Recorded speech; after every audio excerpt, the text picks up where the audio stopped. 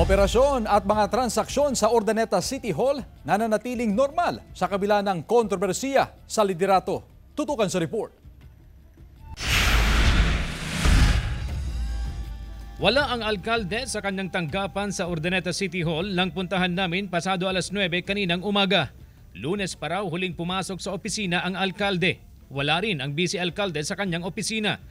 Sa inilabas na advisory ng DILG noong January 31, 2025, January 7 pa nagsimula ang 12-month suspension ng dalawang opisyal na nag-ugat sa kasong grave misconduct at grave abuse of authority na isinampa ng dating Liga ng mga Barangay President ng lungsod.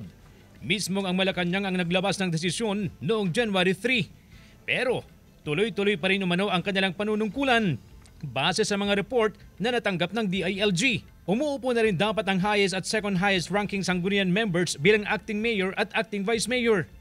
Pinuntahan ng news team ang tanggapan ng number 1 city councilor pero wala siya roon.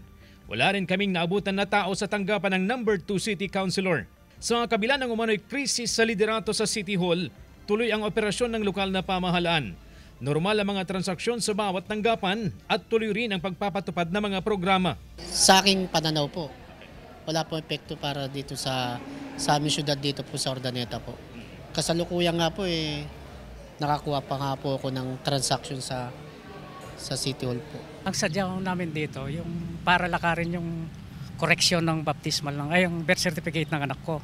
Pinuntahan din ng news team ang tanggapan ng DILG. Naroon daw ang regional director ayon sa nakausap namin na staff pero tumanggi ng humarap at magpaunlak ng panayam. Patuloy na sinisikap ng GMA Regional TV News Team na makuhanan ng pahayag ang mga opisyal.